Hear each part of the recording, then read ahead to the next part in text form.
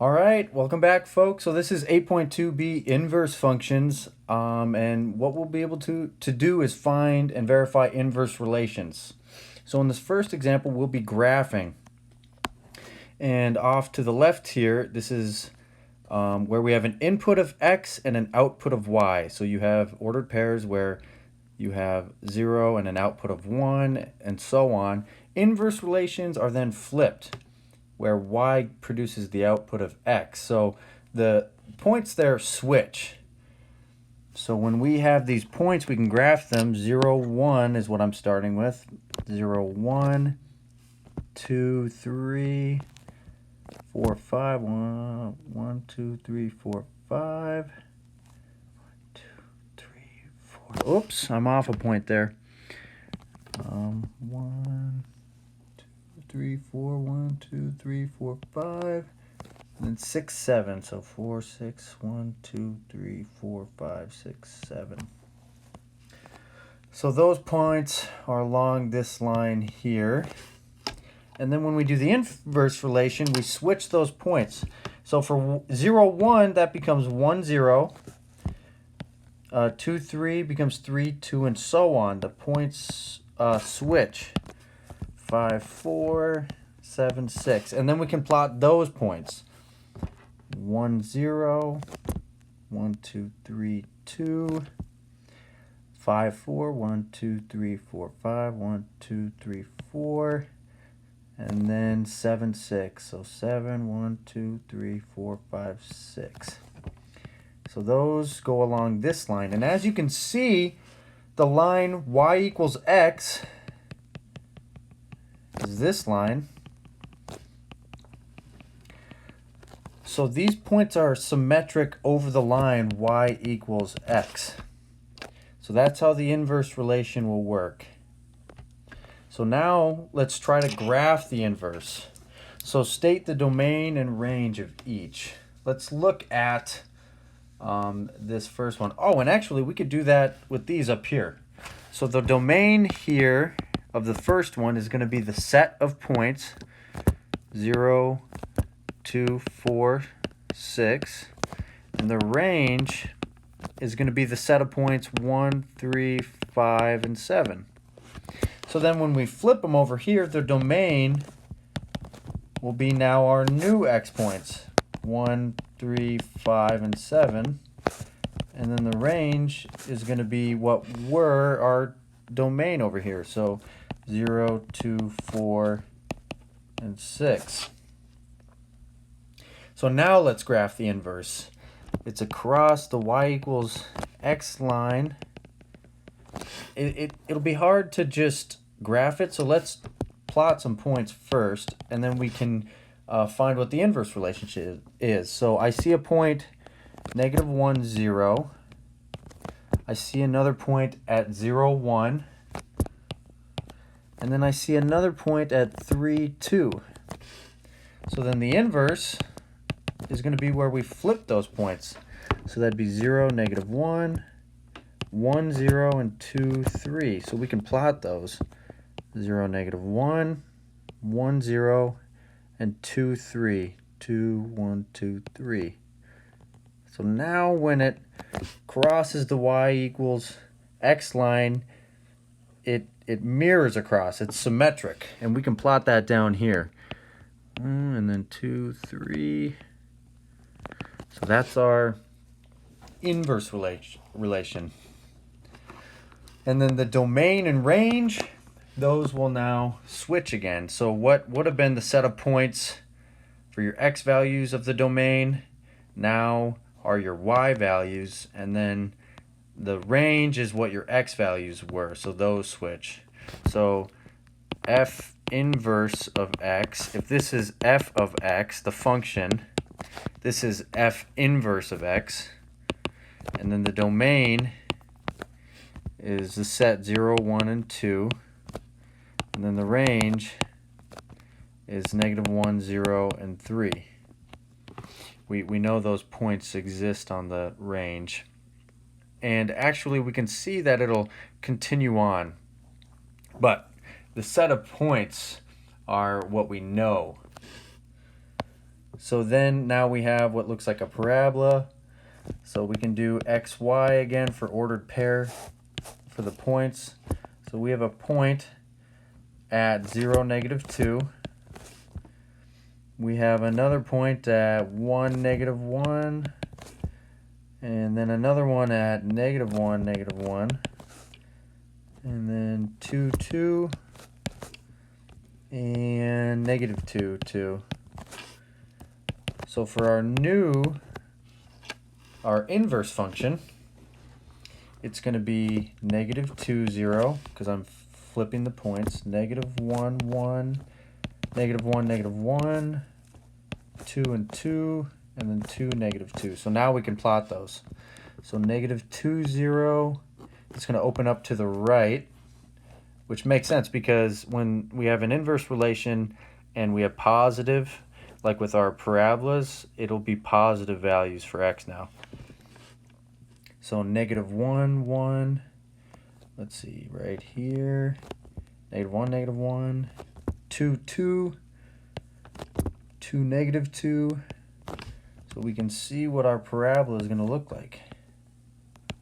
And this actually will not be a function because it doesn't pass the vertical line test. So another way to notice that is if our original function doesn't pass the horizontal line test, so in this case it doesn't because we have a point here and here, then when we take the inverse, it will not pass the vertical line test. So this inverse is not a function. All right, now let's find the inverse by solving. This is simpler than you might be thinking. What we're going to do is switch our x and y, so this becomes x equals -3y plus 6. And now we're trying to isolate y. So we're going to subtract 6 from both sides. X minus 6 equals -3y. Divide by -3. So we have -1/3 x plus -6 divided by -3 is 2 equals y. So now we can rewrite our inverse function as y inverse equals -1/3 x plus 2. This is the inverse function. Now, let's try with this one. F of x we can rewrite as y equals 2x plus 4. Now we can switch our x and y. So x equals 2y plus 4. So subtract 4 from both sides. Isolating y, so we're going to want to divide by 2. So half x, this will be -2 equals y. If you can hear that, that's the train that goes by. So that's y inverse equals half x minus 2. Or if you want to write it back in this form, that would be f inverse of x equals half x minus 2. And then finally, I think we might have 2 more examples, but we're going to be verifying. We can verify that 2 functions, f of x and f inverse of x, are inverses. So the way to prove it is if f of f inverse of x equals just x, and then also when we compose f inverse of f of x equals x. So using what we learned yesterday by composing functions, we can compose these 2 functions and verify that they are inverses. So f of f inverse of x equals, so we're going to be plugging this in for x, -3 times -1/3 x plus 2 plus 6. Now we just do our operation. So first we have a product, so we can use the distributive property here. So then we have -3 over -3, because I took that and multiplied it, x plus, it'd be a -6, because -3 times a +2 plus 6. So now we can simplify. -3 over -3 simplifies to 1, so we're left with x, and a -6 plus 6 becomes 0.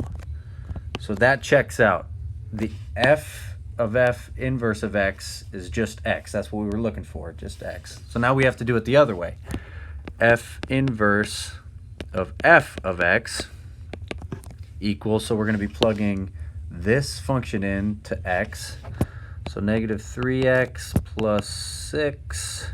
Oops, I should write my negative 1/3 first. So negative 1/3 times negative 3x plus 6 plus 2.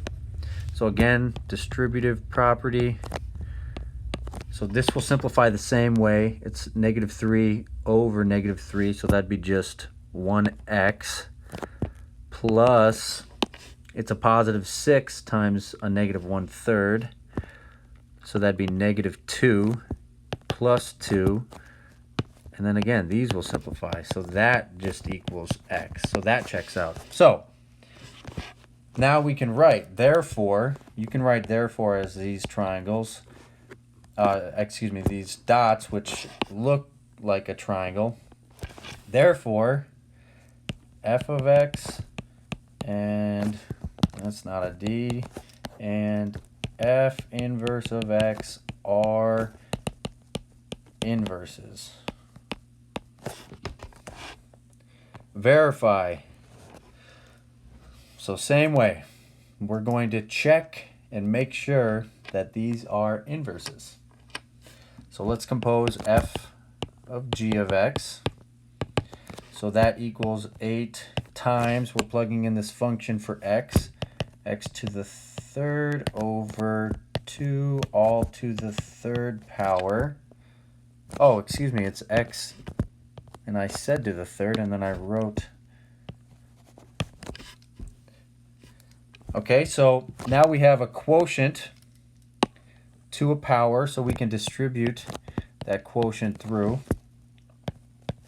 So this equals 8 times a power to a power, so that'd be 3 over 3, which simplifies to just 1, because it'd be 3 times a third is 1, so x to the first power, over, well, it'd be 2 cubed. Oh, I did do it backwards. Yeah, 3 is supposed to be on the outside, a third. Let me rewrite that. Let me be clear. So x to the third is on the inside. On the outside is 3. Now we can distribute that 3 through. So this becomes 8 times x. On the top it'll be the same. 3 times a third. On the bottom it's 2 to the third power, which when we simplify is 8. 8 over 8 is 1, so we're left with x. There, that makes more sense. I was like, we're going to have a cubed root in the denominator. Now we can compose g of f of x. So we have on the top 8x to the third, all raised to the 1/3 power squared. Again, this is a product to a power, so we can distribute that third through. So that becomes 8 to the 1/3 power times just x over 2. We can rewrite 8 to the third in radical form, so our index is 3 over 2. This is a product.